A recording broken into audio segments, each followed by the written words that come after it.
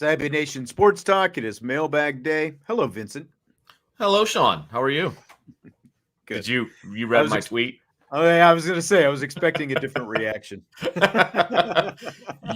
okay. It's okay. It's funny because I've been having to deal. So just so everybody understands, somebody it was Ryan, right? Yeah. He put a Twitter post out there that when people call him Robert in an email, he's like done with the conversation because that's clearly not his Ryan name. Roberts. Yes. Not right. Robert. Yeah. Correct. And I replied and I was like, I feel the same way when people call me Vincent in an email.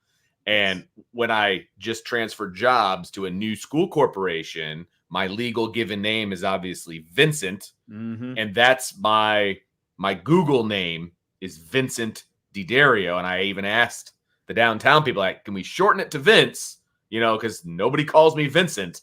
I know I haven't had an interaction with you before if the email says Vincent, right? At the top, just because that's what it says in my Google Mail or whatever. And I was like, I don't want to talk to you because you don't know who I am. You don't know me. That's right. Not at all. Not at all. Speaking of Twitter, I saw a funny one today. It's been a while since I just laughed out loud by myself. A woman tweeted that her 75-year-old mom told her that she's going to a sex party and she didn't know what to bring to the sex party. Well, after a few awkward questions, turns out it was a gender reveal party she was going to.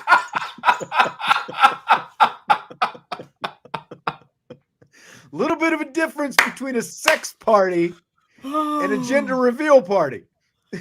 Oh, that's funny. That's funny. Like I said, I laughed about as loud as you just did right now. That's fantastic. I got a pretty good kick out of that. So that was great. Can you imagine the conversation? Like the conversation you have with your mother at that point? Right. Like, wait, where are you going again? Going to a sex party. I need to know what to take. Well, man. Mom, there are websites for that, I suppose. I don't just bring really yourself. know about that. Just bring yourself. Yeah. Sean Kelly, let's just start off with this. I've only seen bits and pieces. Have you heard about this lost submarine? I saw something mentioned about it on Twitter, and I didn't know what it meant. Was it the one? Somebody said something about looking for the Titanic. That's what I was going to say. I think they're the ones. There's like, 4 or 5 people on this, and like 3 of them are billionaires or something. And yeah, they can't find it, I guess. They just can't. So it won't surface. That's a problem. I don't know. I haven't really looked into any details. I just keep hearing, like I said, pieces. This is the first that I've heard that it's definitively lost. That's how closely I've paid attention to it. I've just kind of off and on heard people talking about sub. So I don't know. I mean, hey, Salty, submarining could be a sport. Okay. Relax. I mean, it's what happens when you've got too much money and you don't know what to do with it. You end up lost in a submarine looking for the Titanic, I guess. With a couple other yutzes who don't know what they're doing either. So you did not, you spent a lot of money to go on this trip, but you didn't spend enough money on the captain of the submarine. Yes. And he obviously doesn't have Google Maps down there to figure out where he's at. That's right. All right, well, let's jump into it. We've got a lot of good questions already kind of sitting here queued up and ready to go. Let's see where we go first. I tell you what, let's just start with another one from Sean. He had a football question earlier. He says, with Marcus Freeman saying Eli Raridan will be ready to go for the season, which tight end has the biggest impact in the pass game? Raridan, Stays, or Evans? I mean, I really want to see what Raridan has from an athletic standpoint, because all things considered, before both of his knee injuries, he was the most athletic of the three and the most exciting tight end that they had on the roster, that was going to be on the roster. I mean, just seeing him run the floor and dunk and, do all these different things athletically. Like, I was really excited about this guy. Now he's torn up his knee twice. I think, is each knee one each, or? I believe so, yeah. Okay. And so, like, what does that mean? I mean, how is he going to come back from that? What does that look like? I would need to see it. Hypothetically, if he's back to what he was pre-injury, I would say it's Raritan. I think he's got the possibility of being the most athletic, being able to stretch the field, do all of those different things. And so I think he would be a nice compliment to Mitchell Evans. I think he'd be a nice compliment because they don't do the same stuff. I think that would be a nice little 1-2 punch.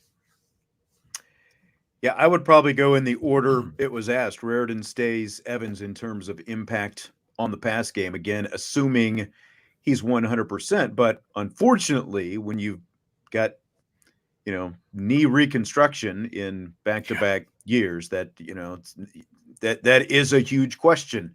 Now, are they going to hold up? And there's, right now in the NFL, in the last couple of years, there's been this push, where you hear people talking about we need to get, the players want to get off the artificial surface, but the owners, are going to more artificial surface. Notre Dame obviously has artificial surface, and they're just we've seen our share of knee injuries over the last few years.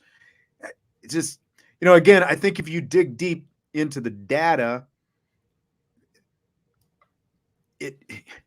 I don't know how much that plays into it. We're kind of getting off topic, I guess, with that. It's still more about the tight end than the turf. But I think it's always got to be in the back of your head. How much does the turf play into these kind of things? When you have guys with these injuries. But I think because of Raritan looked really good. Michael Mayer obviously got the lion more than just the lion's share. He was the target last year in terms of the tight ends, but Raritan was showing a lot of good stuff for a true freshman being out there. And if he hadn't been hurt, then I think we'd be coming into this season just raving about the upside for him right now. So if he's healthy, I would go with him. So guess what they're installing at my son's high school for the soccer field? Turf. Yeah. So thanks for getting me excited about that with the knee injuries and all that fun stuff. I appreciate that, Sean. Thanks, bud. Yeah. Anytime. Anytime. Oh, where do we want to go with this? We got a lot. First off, Josh says, so happy for Vince and his son at the camp. What if your son was only offered a full scholarship by USC and 5 years from now he hits a game winner against Notre Dame? What do you say to him afterwards? I give him a big hug and I tell him congratulations, and then I punch him in the nose. There's the whole family over fandom thing, and that's a very legit situation. I would tell him, number one, you take that scholarship to USC and you go and do your thing and be successful and be happy. And then I would commiserate with the other Sean at Irish Breakdown, because his daughter goes to USC as well. I would ask him how he deals with it, on Thanksgiving and things of that nature. But I would be ecstatic for my kid, 100%. I'm always a fan of my kid over Notre Dame, but it would hurt. It would hurt. Not gonna lie, it would hurt. Yeah, that would be. I used to say that the ultimate slap would be. This was back when Notre Dame played Purdue all the time. Like if Jesse were to get an offer from Purdue, right? That didn't happen. But you're absolutely, like if that is your only Division I offer, you're going to take that offer, right? Absolutely. And whatever comes with that comes with that. At the very least, he's going to get to come back to every his other hometown year a couple times. Yeah, absolutely. Right. It would be very hard to stomach. It would take me a while before I would be able to put on like any kind of like gear, that kind of a thing. It would be difficult. I'm not gonna lie. That would be a very difficult situation. I'd be like, there's so many other schools out there. There are so many others. How come none of the other ones offered you? Come on, Lincoln. Thank you. No kidding. Chi-Town. If within the next decade, the College Football Playoff Committee decides you have to be in a conference to make, which one would you choose? Staying independent and playing for an AP Natty, is that okay? So the College Football Playoff Committee decides if you're going to be in the playoff, Right. you've got to be in a conference. Well, obviously, then they join a conference. I mean, that would be. I've said it a million times, and you've said it as well. Access to the national championship is the paramount thing for being independent for Notre Dame. And Jack Swarbrick has done a great job of making sure that Notre Dame has had access to the national championship game. I mean, there's always been a Notre Dame clause in the BCS, and then in the college football playoff, and in the new college football playoff, and all. There's still access, right? Once they don't have access anymore, they have to join a conference. I mean, it is what it is. So if we're going on the premise that this is the ruling, I would say my first choice would probably be the ACC, because I think that's in their contract, actually, that if they're going to join a conference, it's with the ACC. So I don't think they would have a choice, to be honest with you. Well, yeah. And if he says within the next decade, so that takes you out till 2033 at the latest, which is inside the TV right, deal, which runs through 2036. Yeah. So they would have to go to the ACC. Short. Yeah. In that decade window, you'd have to go to the ACC unless you want to pay a pretty substantial buyout fee of some kind, which Notre Dame could afford, I'm sure. I do not want them to go to the Big Ten. I will go down swinging on that one.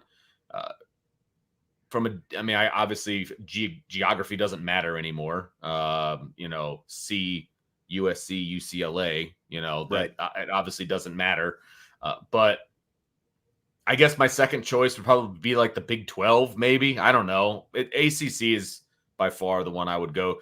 The other thing I would do, I would seriously consider Notre Dame trying to form their own conference. I would seriously consider that, and just pluck few teams here and there from the different conferences and form your own nationwide conference. I would love to explore that possibility.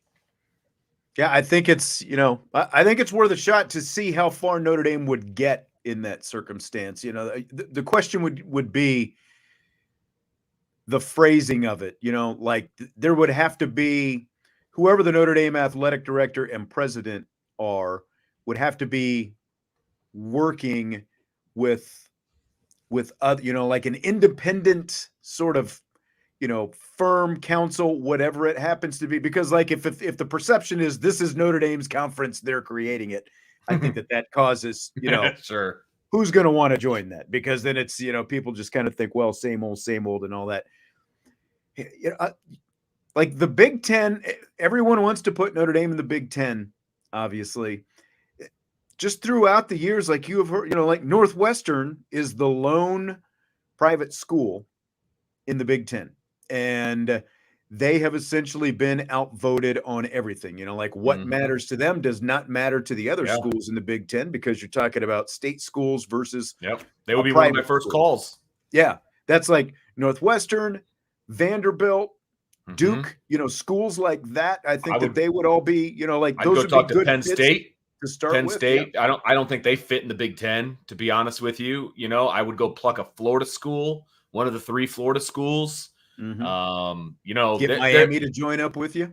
Yeah, absolutely. And then if you're talking, academic fit, like you said Vanderbilt, Stanford, there's definitely schools that you can go after. I think that would be a good fit in a conference that Notre Dame can come up. Boston College, says Mr. 2.0. I agree. I think that would be a good fit as well.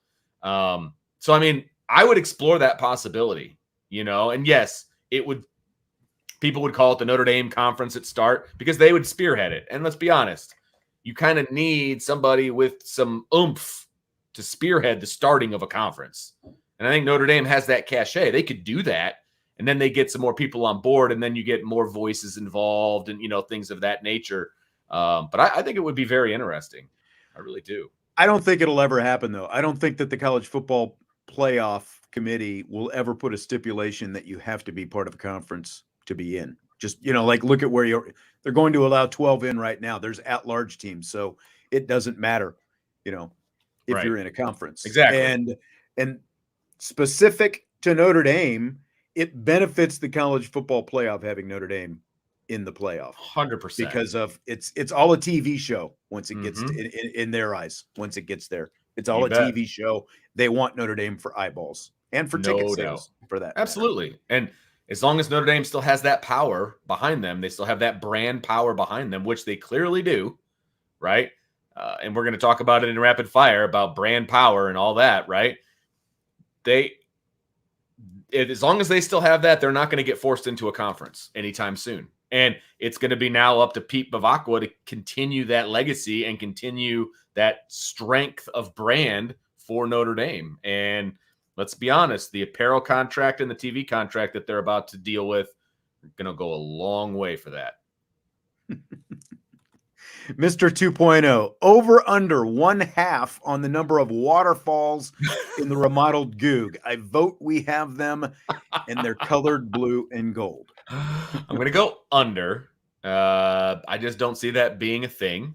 But at the same time, I love the idea. You know that hallway, when you walk into the Goog, you kind of go to the left, and there's that hallway, and you've got the weight room on the left, that whole thing. It's a hugely vaulted ceiling right there. Like, you could do a water feature on the right-hand side there where they've got the big mural and everything.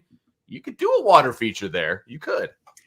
I tell you what, I don't know how much, by the way, I'll go under as well, but I don't know how much like the aesthetics of these facilities really matters, right? To the recruits.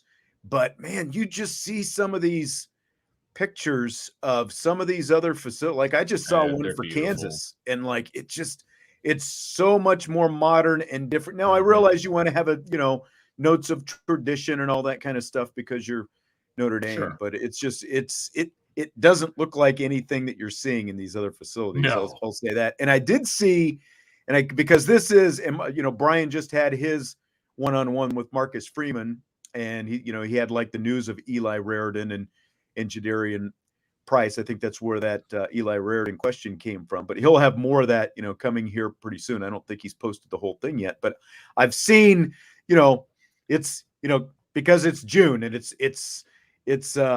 that time where everybody gets their sit down with Marcus Freeman. Sure. And I saw where Freeman said something. I can't remember which one it was, but he said something to the effect of it would be a whole new building as opposed to a remodeling job. Oh, wow. Over there. Where would they put it? I don't know. Like, unless you're going to tear down the north dome of the Joyce and put it that's there, never going to happen. Because they just remodeled that. They just remodeled the inside of that dome, so that's not going anywhere.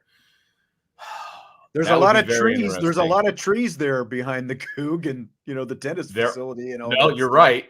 There are, but they need, like, they're not going to get rid of the Loftus Center because they need the second indoor facility. That was the whole point of building the IAC in the first place, is they just couldn't operate with only one. So they're not going to get rid of that.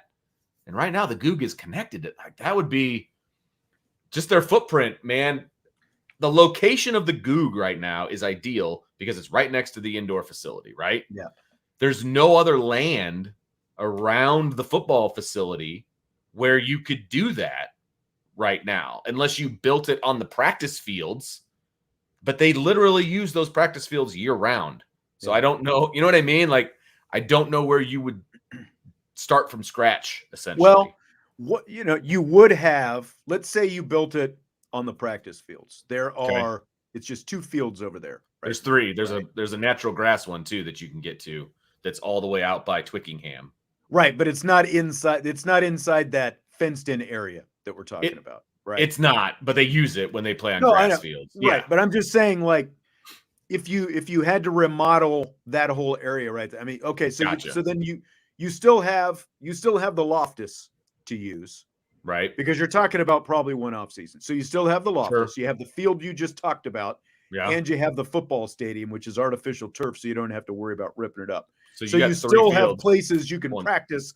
It's just that well, and then you've got the indoor. Completely forgot about the indoor. So really you have 2 indoor fields, the football stadium and the grass outdoor. So you got 4 fields. And then you tear down the Goog, and that's where you would put your practice fields. Right. Yeah. I could see it. It just depends on what the timeline is to build the new. You know what I mean? It would probably that would take a year. They would probably have to go a full year, I would think, before they would be able to build a brand new facility. Like the buildings don't go up fast at Notre Dame. No. I mean, the new indoor facility took forever to be built, from start to finish. Mm-hmm. And there's no rooms on the inside. It's just one big, it's just like a big shed with a balcony inside. Right. Exactly.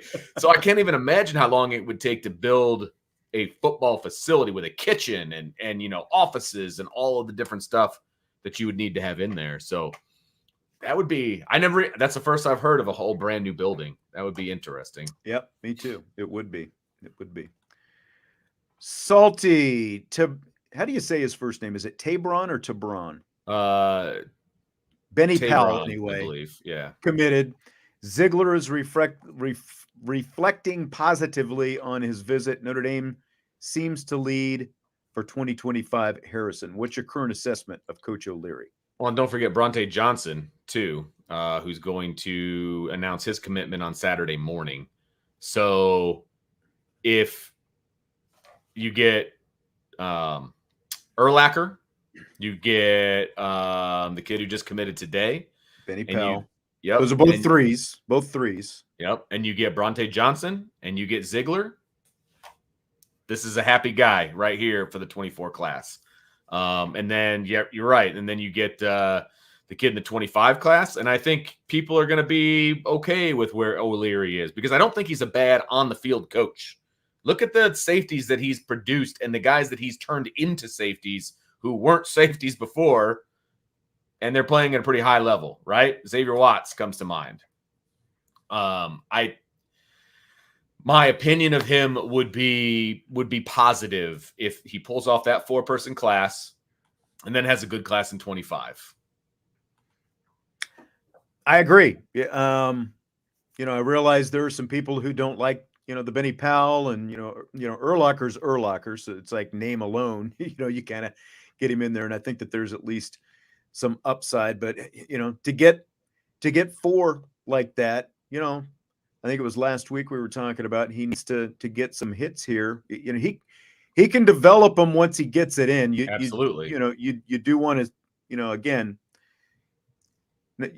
Kyle Hamilton, you're not going to see too many true Kyle Hamiltons, but you do still need to strive to be closer to that mark. Well, and he's gotten some of these high-level guys in the class, but they haven't stuck. He hasn't closed on them, right, and gotten their signature, if you will. And some of that's his fault, some of it's not.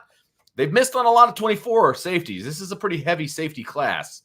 They've missed on a lot of names in this class. But if you can round it out with the 4 guys that I mentioned, then I think you can be happy. Not ecstatic, not like, throwing a party. But I think you can be happy with that 4-man class, but you got to follow it up. It's like you always say, you got to stack a class on a class, right? He's got to follow it up because right now you've got Henderson, Watts, Carter. They've all got years of eligibility left. They can come back for 2024, but then they're gone. And then you start seeing what kind of depth have you built? And it's all O'Leary's kids at that point. Right. You know what I mean? And so you can get this 4, and then you've got to get at least 2 stud kind of type kids in 25. And then I think you start rolling, so we'll see what happens.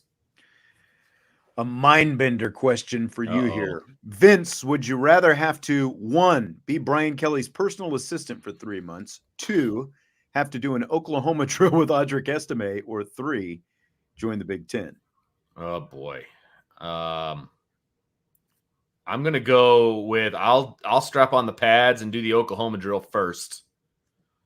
Brian Kelly's assistant would be 2nd, and joining the Big Ten would be 3rd. So the pain of the Oklahoma drill with Audric Estime would be temporary, although very painful. But go low, baby. Just go low. And you're not telling me that I've got to necessarily square up with him. Like, how many times do I have to do it? Do I just have to do it once? Like you said, pain is temporary. I got enough other issues with my back. It's like, what's one more? I'll take a freight train running me over one time. Right. I can live with that. I can go right for the legs, try to trip them up a little bit. I can always whiff as well. Do I have to actually make contact? Like, oh, I missed. Oh, That's right. Yeah. That's right. So Big Ten is obviously last, but BK's assistant, being BK's whipping boy. Like personal assistant, which means like you're getting his dry cleaning and like that would be really, really hard. Although I've never been to Louisiana. So, I mean, it's kind of like a 3-month vacation, I guess. I've heard it's nice down there. I don't know. Yeah. Head or the gut. Just give it to me straight to the head, baby. Boom.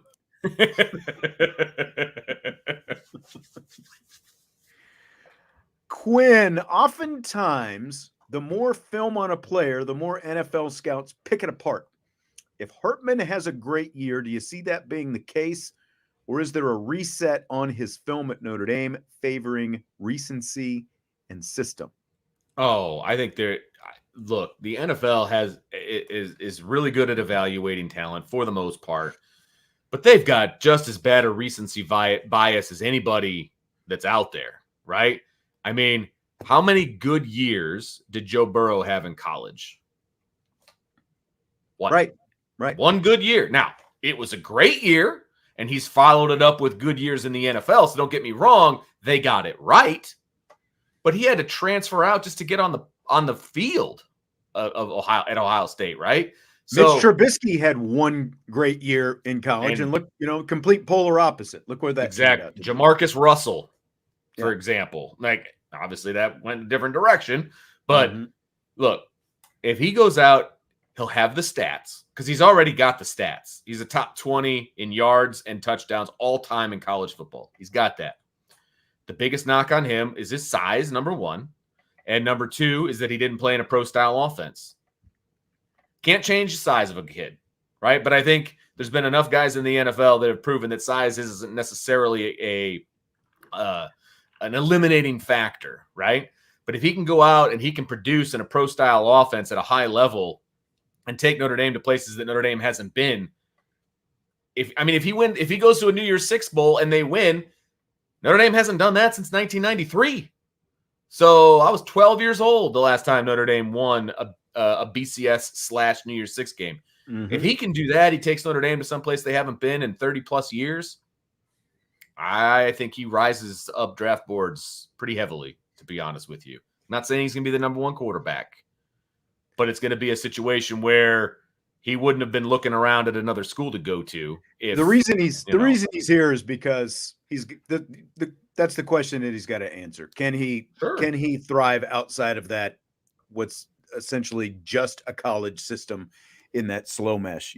Can he thrive in a much more traditional offense? And if he can, if he puts up big numbers in it and Notre Dame is a success, I think that he goes from a guy who was off the draft charts last year to a guy who's got a chance to be drafted somewhere in the first round, because just what you said, there's so much recency bias when you talk about these NFL evaluations. Just look at what happens every year when a season ends.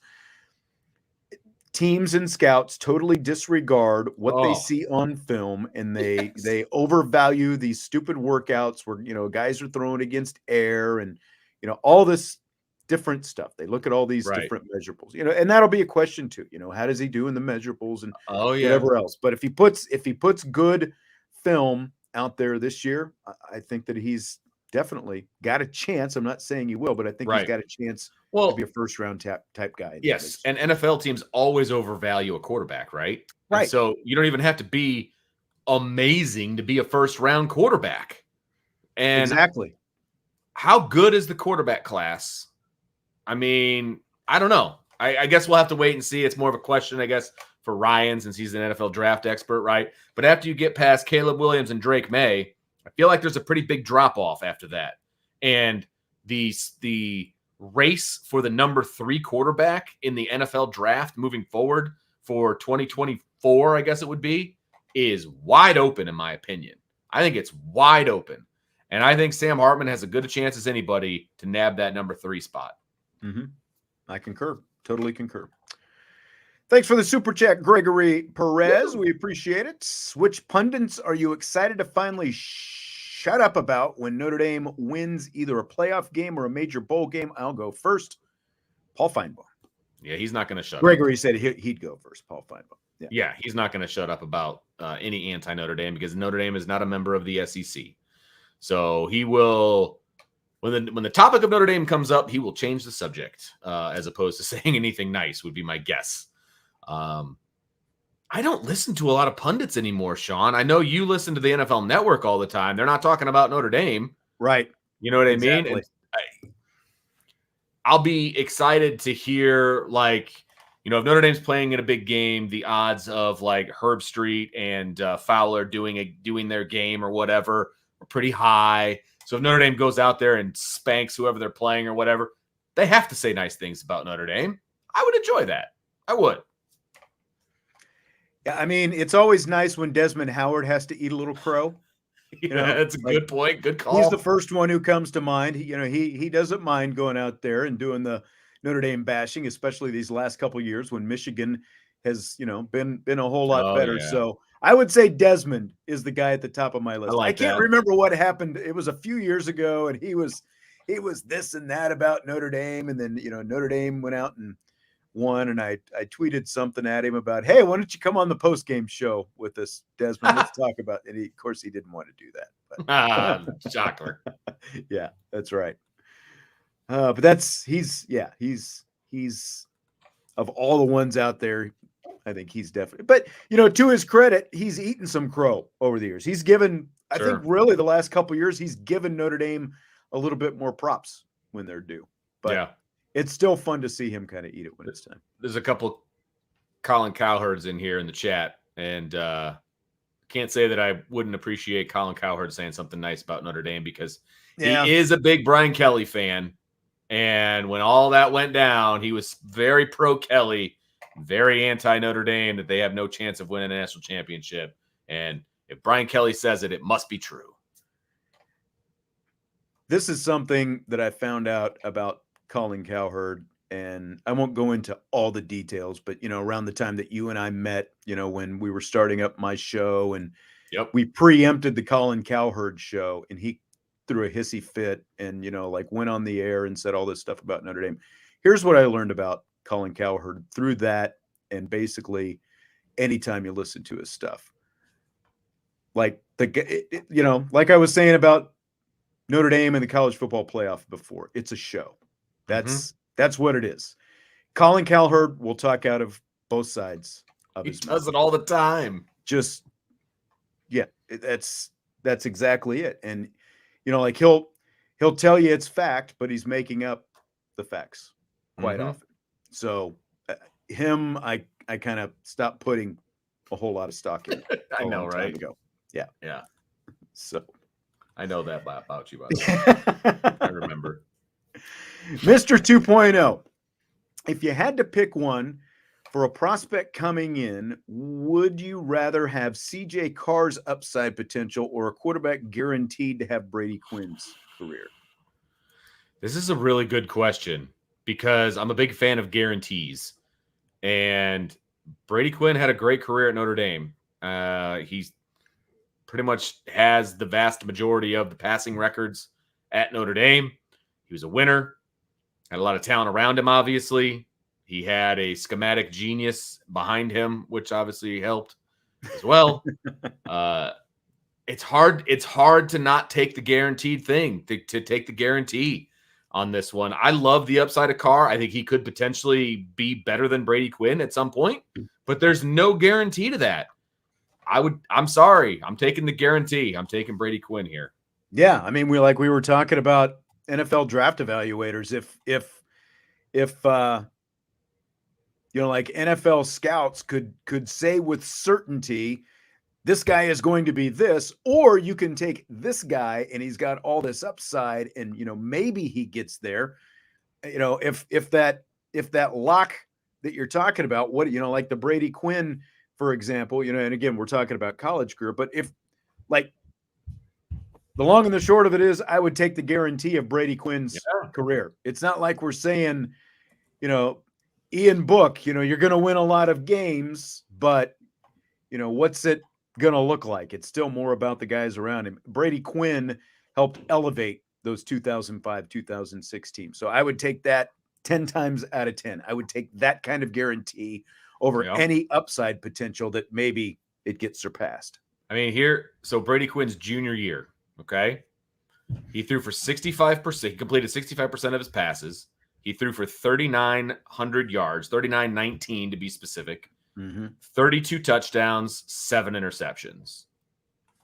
Okay, that's pretty good. Okay, and then his senior year, he threw for slightly less yards. He had 3,500 yards. He was a 62% passer, but he had 37 touchdowns and 7 interceptions.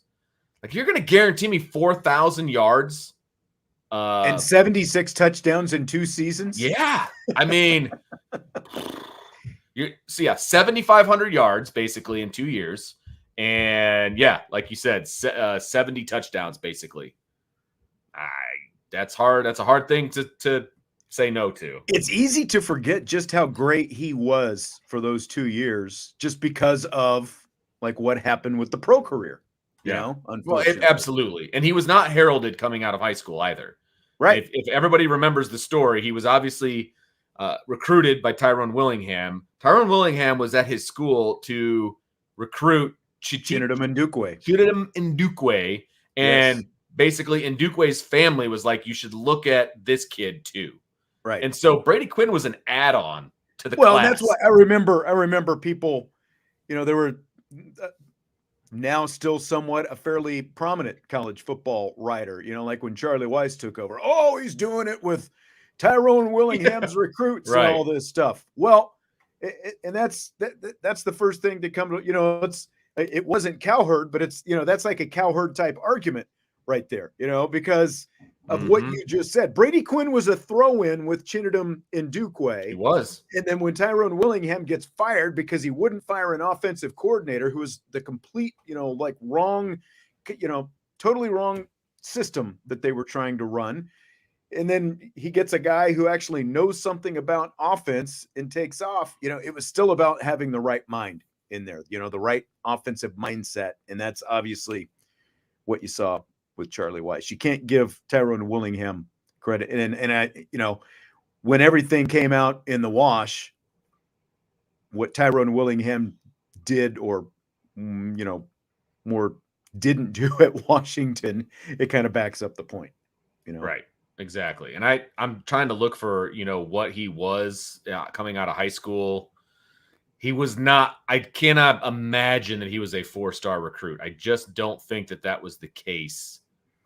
I don't think he was. I really think he was way more unheralded than that.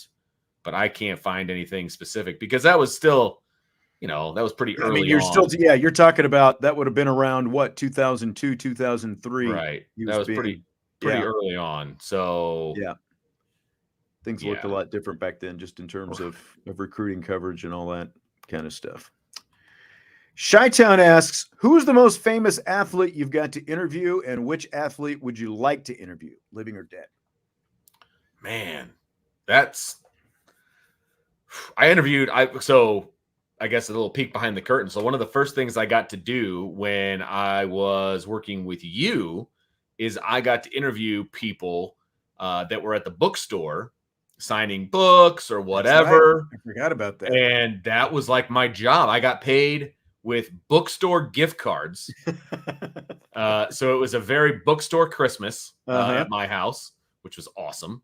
But I got to interview like Heisman Trophy winners and I mean, really awesome people. And then I got the job working with Tim Growl doing the pregame show, and the entire show is all interviews of former Notre Dame football players.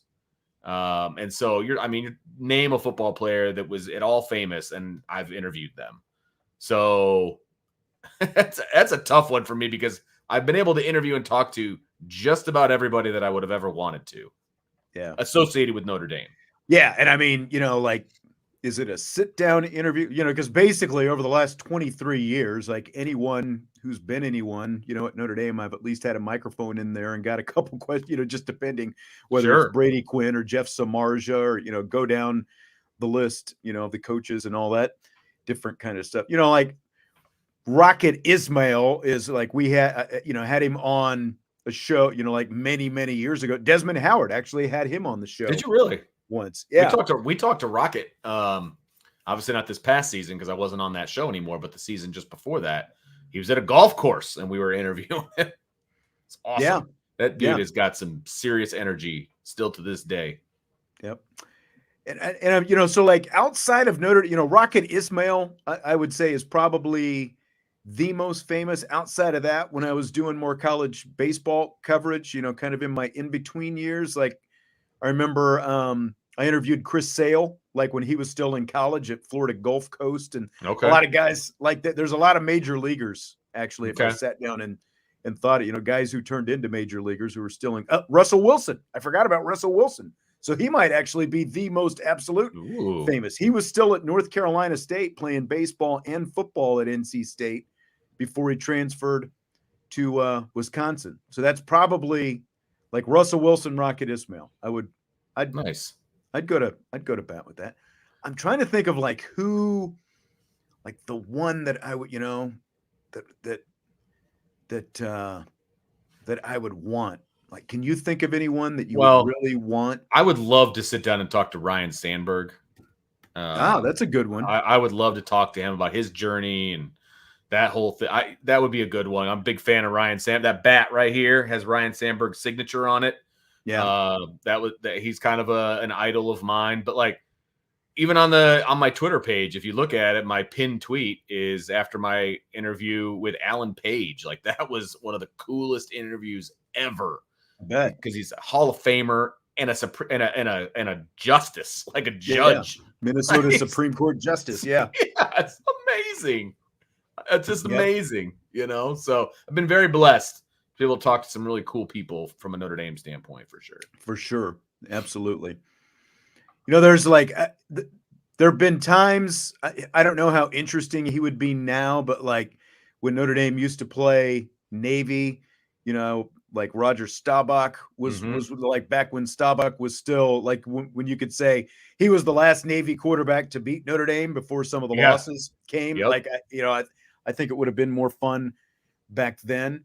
I just had somebody on the tip of my tongue and I can't even remember who it is now, but I'll think of it. If I think of it in the course of the show, I'll throw it out there, but that would be a fun one.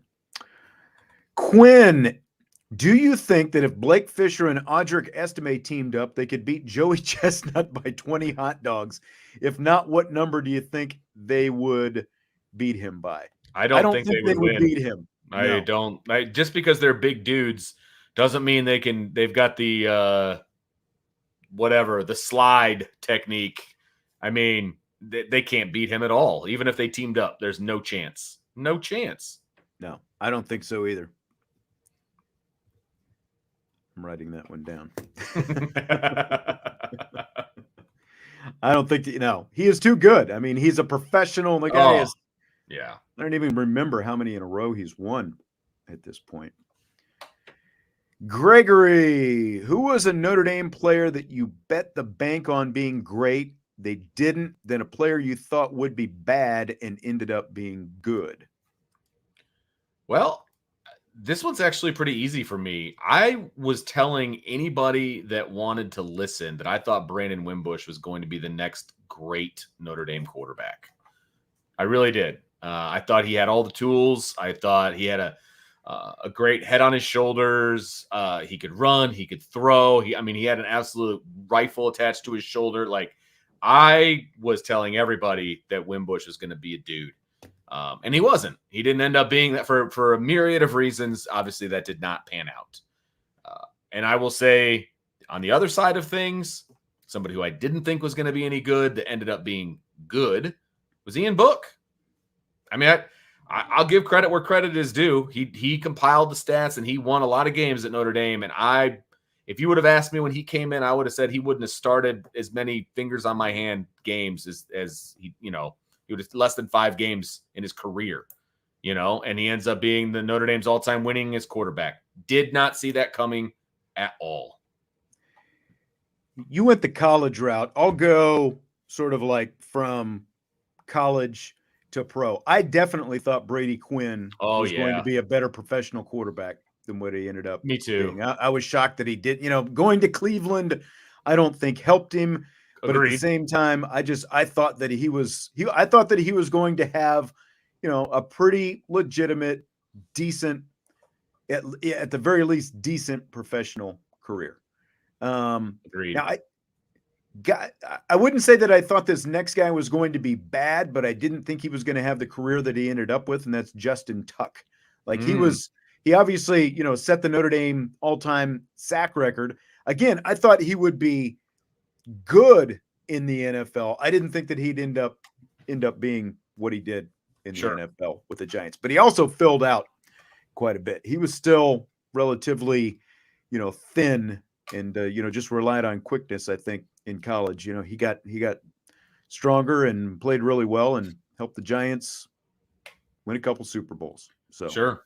And I'll also say I thought Phil Jurkovec was going to be a dude at Notre Dame. I really did.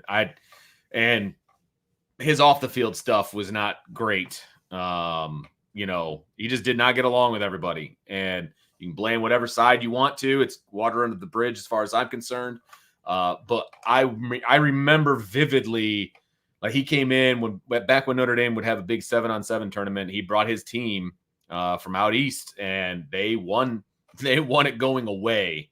And they always have the championship in the stadium, and at Notre Dame Stadium. And I was sitting there watching the championship, and he was just throwing dimes all over. I mean, he was making these little white kids look like amazing receivers because he was just pew, pew, pew. I mean, just peppering these wide receivers and just looking like he wasn't even trying.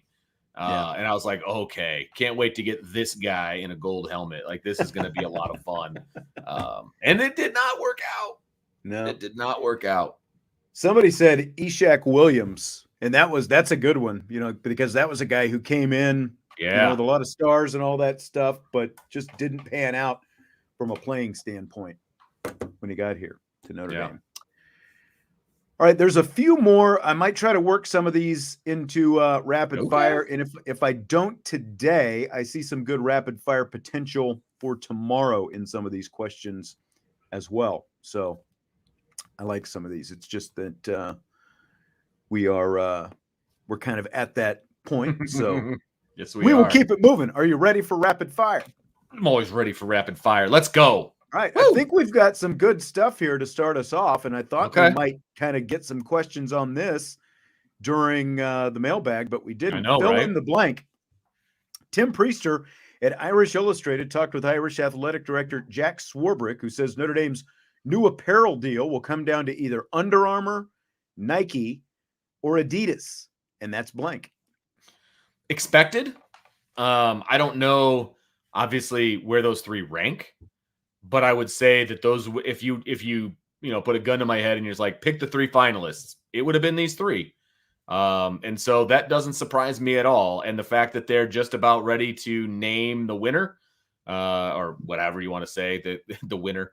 I'm excited that they're going to get this out of the way so we can stop answering these questions. Not yours, but you know what I mean. Like, no, but supposedly it's going to happen. It sounds like within the next month as well. Yeah. Awesome. That's fantastic. And we can just get it figured out and deal with whatever it is. But those are the 3 that I would have anticipated being the finalists. Now, there's no mention of Jordan Brand specifically, even though Jordan Brand is an offshoot of Nike. So I don't know exactly what that means, but it could just be Nike. What do you think about Adidas being in here? Like the fact that there's a chance they could end up going back to Adidas. Does that, are you good with that? Does it matter to you? Here's what I'll say about Adidas. So the last time I dealt with Adidas was about 5-6 years ago. I was going to say, before the Under Armour contract, but apparently not. Well, for high school, like, okay. so the high school, so the way high school obviously works, and you know this, like, you can get the stuff that the college kids wear, right? I mean, if you wanted to spend the money, you can get the same stuff that the college kids are wearing for your high school team, right? I couldn't stand the Adidas uniforms. Like, they're the super like tight look to, I did not like them in any way, shape, or form. And that was like their thing. That was their jersey. So I would have to do a little bit more research on what the Adidas football uniforms are looking like these days, and to get a better idea of what they're offering. And then obviously Texas A&M. I think Texas A&M is still an Adidas school, if I remember right. Yeah. Some of their uniform combinations are better than others. Yeah, I just didn't like the actual uniform itself. Kansas is actually an Adidas school, and now Kansas football has a million different combinations, between helmets and jerseys and all that stuff. I will say, like they're just the if you throw out the fact that they've got so many different helmet varieties, their uniforms do look pretty sharp. Now they're different colors, obviously, but just the style of the uniforms, I have liked what I've seen the last few years. Okay. I mean, I've got no problem going back to Adidas. I don't either. I guess I really don't. I think some people do. IU is Adidas. I haven't looked, I don't see as much of Indiana. There are actually a lot of, Adidas out there, and they have, it's been a decade now at this point. So, and I think that there has been some definite advancement, and like when you look at shoes and all that kind of stuff, I've got no problem with Adidas. Now, piggybacking this, here's a quote from Swarbrick in the Irish Illustrated article about the priorities of the new apparel deal. Quote, "Positioning is really important. We want to be either the most important partner for the apparel company or clearly one of its most important partners. One of my principal jobs is to protect the Notre Dame brand. That's about positioning the brand and having it be seen in a way we want it seen. The partner in that is very important to us. Secondly is service. We've spent time talking to other schools who have other apparel providers about their service experience. We know what ours has been, and so that is a big part of it. 3 is the financial package and what the value represents," end quote from Jack Swarbrick. So positioning being one of the apparel company's most important partners, service and financial package.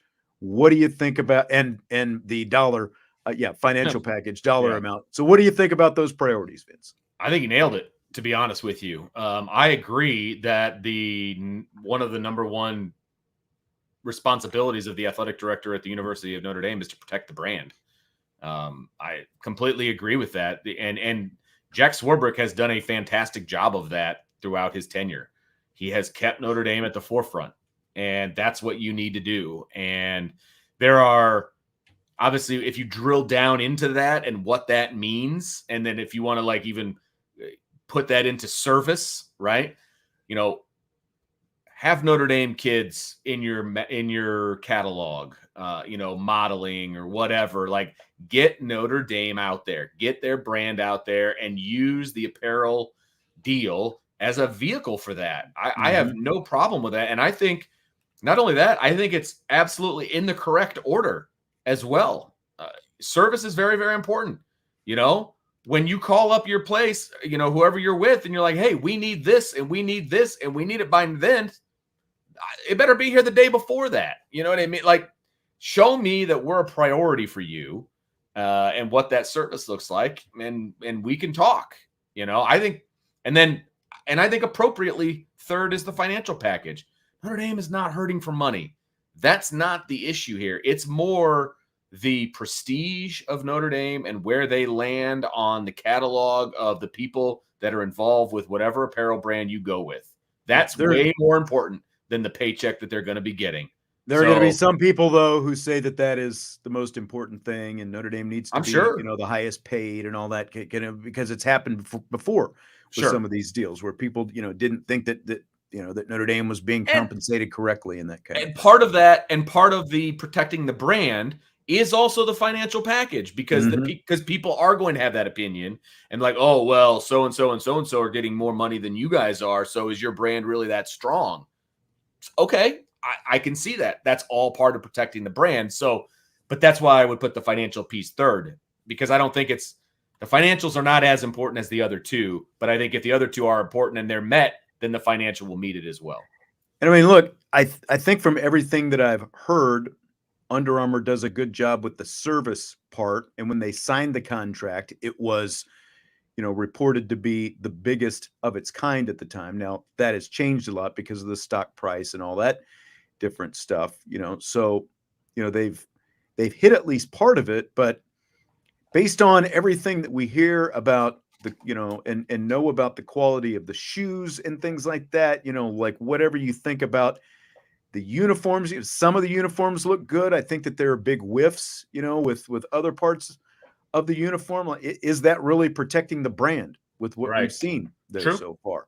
Whereas I think that the other two companies, Adidas and Nike, when you look at the stuff that they've got out across the country on, with other high profile programs, I think that they seem to, to fit that a lot better, but what we don't know is, I guess, the, like making Notre Dame a priority, like I think they all tell you they're going to make you the priority, just like, of course, like when, the movie Air, when Michael Jordan went into those meetings, they all had the cliche pitches and stuff like that they gave him, like, but you need to actually believe that they're going to be it. And I do think that it's good that they're out there talking to other schools about what their service has been like, doing their due diligence. What they think about some of these different companies that, that they're considering in this. Agreed. No, I think they're doing their due diligence, and the fact that they're pretty much ready to announce means they already have made up their mind. I mean, they're pretty much there. They're just getting the final I's dotted and T's crossed, that sort of a thing. So it's going to be interesting to see, because no matter what they do, there's going to be a section of people that are going to be pissed. So yeah. Mr. 2.0, I mean, basically brings up a good, I mean, we've all talked about it. Sure. Whose fault is the mustard pants? Is Notre Dame choosing to go with the mustard color, or is this an Under Armour option? Because if you can go, like if you can have those throwbacks to the 1988 team, clearly they can make them and have pure gold. That's right. Why aren't they wearing those? Like, they can clearly make them. Yeah. So yeah, good question. And it's probably pretty low on Marcus Freeman's priority list, if I'm being honest. I mean, and I get that to a degree, but I guarantee you, Marcus Freeman has had a say in who they're going to go with. Oh, I'm sure, because I'm sure that he's visited. He's been in on this. I would imagine that the head football coach has been a part of this process, asking questions. All and basketball. I was going to say, and I'm sure that they, that the athletic department has sat down with all these other coaches and said, "What's your priority? What do you like about Under Armour? What don't you like? All these different things. And what do you like about other companies? And if you could pick any shoe for your kids, what would they be? I think that's a pretty simple reaching out to your head coaches across the board, track, soccer, lacrosse, all of the above. Like, what would you guys want if you could choose anything? I think that has to have something to do with it. Yeah. So Swarbrick also told Tim Priester that with NBC adding the Big Ten primetime package this season, there could be more scheduling of Big Ten teams in the future. Quote, "We'll look for future opportunities," or Pete Bavacqua will now, "to probably add to our Big Ten inventory of games because there's a natural synergy there," end quote. Scale of 1 to 10, how much does that move the needle for you? Well, clearly that means they're joining the Big Ten, right? Because there's a natural synergy there. Well, anyway, I'm joking. Obviously. Either that or clearly they're re-upping with NBC because, like it does make it. Good call. Looking at the wording and some of the other, it like there was an NBC focus in this, but go ahead. You're right. I don't have a problem with playing some of the Big Ten teams. And I've talked about this before. I like when they play Purdue and Michigan State, and I have no problem with that whatsoever. So I would be okay with that. I really would. I would be okay. Now, I don't want them to schedule like Rutgers and it be a night game, something stupid like that. I want it to be kind of a historical opponent for Notre Dame. I would like that a lot better. So, yeah, I think, if we're doing a scale of 1 to 10, I'm like a 7. I'm fine with it. Yeah, John was just saying he's a 10. I'd go, 7, 7.5, 8-ish in that area. I'm a little hesitant on your TV partner selecting, your schedule, but at the same time, if that's part of the deal, then that's just another negotiating point, right? That's right. Like another line, another bullet on your line of negotiation. So, if you're Notre Dame, NBC says, well, we've got this Big Ten package now. We'd like you to schedule more Big Ten games, which, by the way, John Oren from the Sports Business Journal, you might remember about a year ago, this was something he had in the article that he wrote about that, where he said you could potentially see Notre Dame playing more Big Ten opponents in the future because of this NBC Big Ten deal. Now, here we are almost a year later, and Jack Swarbrick is almost saying it verbatim. But if that's going to happen, then that means, again, that's a point of negotiation for Notre Dame. Well, we'll concede that, but that, that's going to drive us up another 10 million, because now, you're playing a part in scheduling our game, and it just makes sense, obviously, because it kills two birds with one stone. Like if Notre Dame is playing a home game against a Big Ten opponent, well, that's it just drops right into that Big Ten primetime package on NBC seamlessly, which is why NBC would want more of that. But I agree with what you're saying. It would have to be, USC is already going to be on there. As we talked about a couple of weeks ago, this is why I would be in favor if Notre Dame is going to be insistent on making a trip to California every year. I would get rid of Stanford and put UCLA, replace them with UCLA, because then you get to Southern California where the talent is instead of Northern California. So that's right. And that's what I'm saying. It's Big Ten. Yeah. So there's natural there, because NBC could televise both of those, USC and UCLA. They could televise them home and home. You're going to have Notre Dame and both of those schools in primetime potentially on NBC, or at least on NBC every year, because of the fact that they would both be Big Ten teams. And then, you could rotate through your Michigan State, probably Purdue, just because Ohio they're State a little bit of a rotate, rival. That's fine. Yeah, whoever. Yeah. I don't want any of those teams to be on there every year, though, because they're not natural rivals. Like somebody said in the chat, Ohio State should be on the schedule every year. No, they shouldn't. Notre Dame's not in the Big Ten. They should not be on Notre Dame's schedule every year. They're not a rival of Notre Dame. They're a really good team right now that Notre Dame has to play, so it's a big game, but they're not a rival of Notre Dame. They should not be on the schedule every year. Yeah. And, this is, as Mr. 2.0 says, I think everyone wants to see USC play in South Bend in November. And I would love that too. I don't know. I don't know. I don't know what USC joining the Big Ten, are they going to, is there going to have to be some, sort of concessions on their part as well, since they're already going to have to play some of these November night games and stuff like that. Where are those night games going to take place? It's they can't all be in Los Angeles. Right. Right. Good point. But maybe they end up being. I don't know. So the NBA draft is tomorrow night. ESPN's Adrian Wojnarowski has traditionally tipped picks on Twitter, before the draft pick is announced on ESPN. He says he's not going to do it this year. Do you like it? Doesn't have to be the NBA draft, NFL draft, maybe, or MLB, whatever draft you happen to watch. Do you like it when reporters tip the picks on Twitter before the picks are actually announced on TV? I hate it. And there was one year I was watching the NFL draft and I was scrolling through Twitter and I can't even remember who it was, but somebody had the picks about 2 minutes before they would have been announced every single time. Like they were announcing it every time. And I was glued to my phone watching who the picks were going to be. And it ruined the whole experience for me. I hated it. And so from that point on, and that was a couple of years ago, from that point on, I don't even get on my phone during the draft if I'm watching it on TV. Now, if I'm not by a TV, I watch, look for whatever. But I would rather watch it on TV. I don't want to be tipped off by Twitter. That's no fun for me. I don't like it. I agree. And, I like to be on Twitter because there's so much downtime in between picks. True. And I'm mostly talking NFL. Again, we're using NBA Right. draft because it's Woj, and, he's, like, I guess he actually started doing this. He said he created his Twitter account in 2009 when he was still working at Yahoo. And he did it for the purpose of basically, making the pick announcement, basically to one up ESPN. Since then he's obviously gone to work for ESPN, but he's finally going away from it. But I agree with, like, there's so much downtime.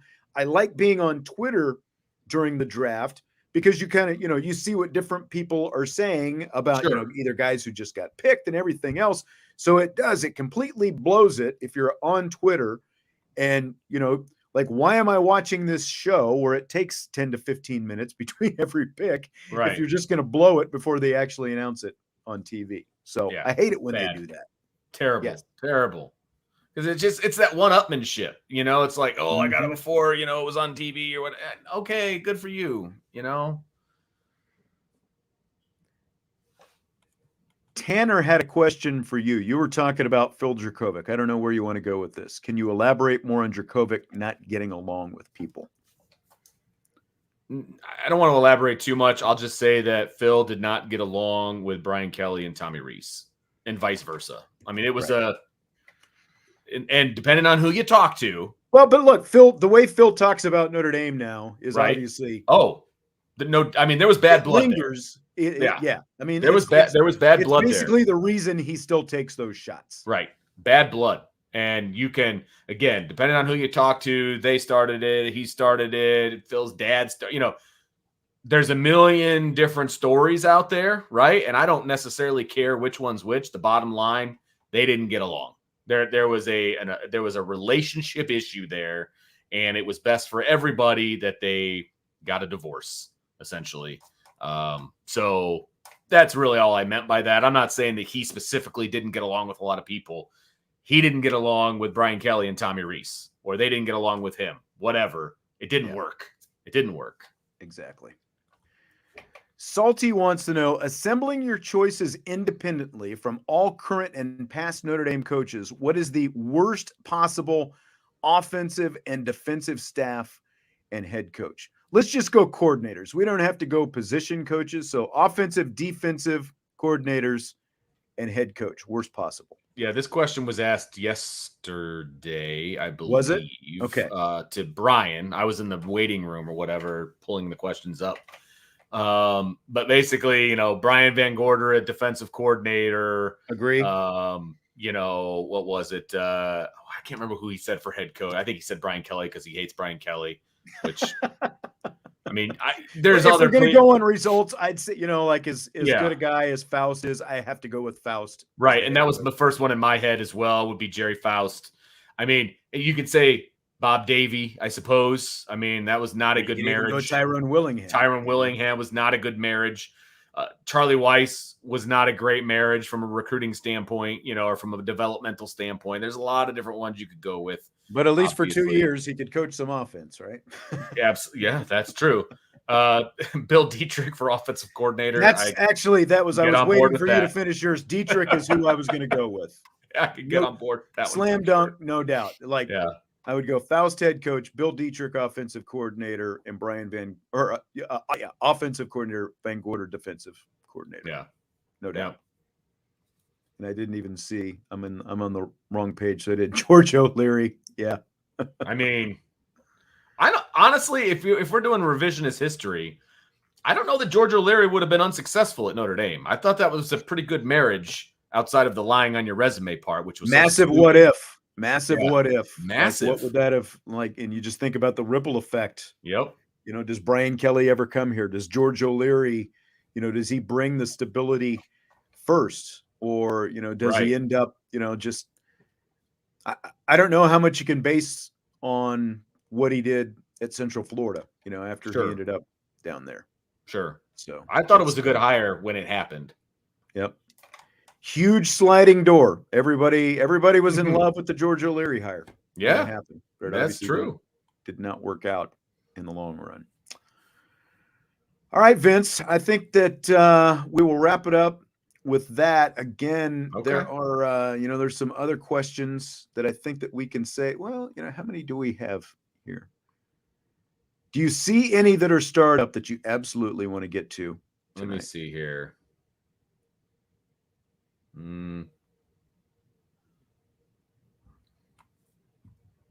I'll tell you what.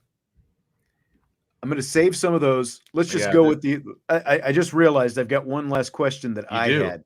Yes. So you may remember the story about the fake Columbus, Ohio high school, Bishop Sycamore High, that found a way to get a game against IMG Academy on ESPN a couple years ago.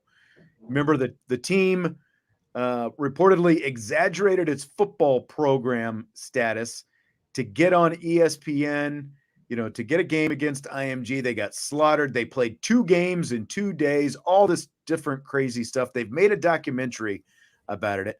How interested are you in seeing this story on TV? Very, to be honest with you, because whoever was their promoter or whatever, got these games and they're a genius. They're a marketing genius. And I want to know the inside. Number one, I want to know how they did it. Number two, I want to know why they did it. And that story took everybody by storm when it happened. Remember that? I want to know the ESPN guys, they didn't even have rosters. They didn't know players' names, and they were broadcasting this game on national TV. Unbelievable. And how do you walk into a booth without that information? First of all, right. If you and I were doing a game and we didn't have that information, right, and we were doing a national television game, either you or I or both of us would walk into the locker room before the game with a piece of paper and a pencil and be like, you need to tell me your roster. Right. That's embarrassing all by itself. Okay. Who's your quarterback? Right. What's your number? What's your name? Right. Why is that complicated? Number one. Something. But either way. Yeah. So I want to know where they found these kids. I want to know all of it. I would be very interested in that documentary. Absolutely. It's just, there's got to be so much in this. And I guess they rolled it out last week at the Toronto Film Festival or something like that. And it's supposed to be coming to HBO, I guess, here pretty soon. So I am really interested in seeing this. Maybe when it comes on, you'll have to come over and we can watch it, and then we can do a show on it. Nice. I very interested in that particular story. So keep me posted on that one, because there's so many questions I have. I know. Decaf 18 says he's heading out to watch the College World Series. Wake versus LSU should be a great game. I was watching TCU and Florida this afternoon. TCU tied it up. I think it was in the top of the ninth. No, in the bottom of the 8th. And then Florida took the lead, scored another run in the 9th inning, and ended up eliminating TCU. There have been some crazy good games They've all come down to the last couple of innings, it seems like. Almost amazing. All but maybe 2 or 3 games have been one-run games so crazy. Far. Yep. Yeah, LSU Wake Forest tonight. I got I was about to say I got my money on Wake. I don't have my money on Wake. I'm pulling for Wake against LSU. And this is an elimination game for LSU, right? Right. They've got to win. I don't want to see LSU Florida for the national championship, because Florida is in the championship series now. So it's either going to be Wake or LSU. Okay. Gosh, already? That went fast. I know. Well, and they've changed the format a little bit, because the championship series, they used to start it on Monday, but they're starting it on Saturday. Okay. Now. So they're going to turn around, and game 1 of the championship series is Saturday. But hey, go Wake. Team USA is playing in Chicago soccer on Saturday, Soldier Field, if you're interested. Are you going? I'm going to look into it. Okay. Yeah, I'm going to look. They're playing. Is Dylan trying to go? Yeah, he's the one that brought it up to me. And so I was like, hey, we'll look into it. Who are they playing? I forget who they're playing, but yeah, should be fun. We'll see. Okay. Well, that's going to do it for tonight. Jamaica. They're playing Jamaica. That's who they're playing. Jamaica, man. I didn't even know that was going on. Neither did I.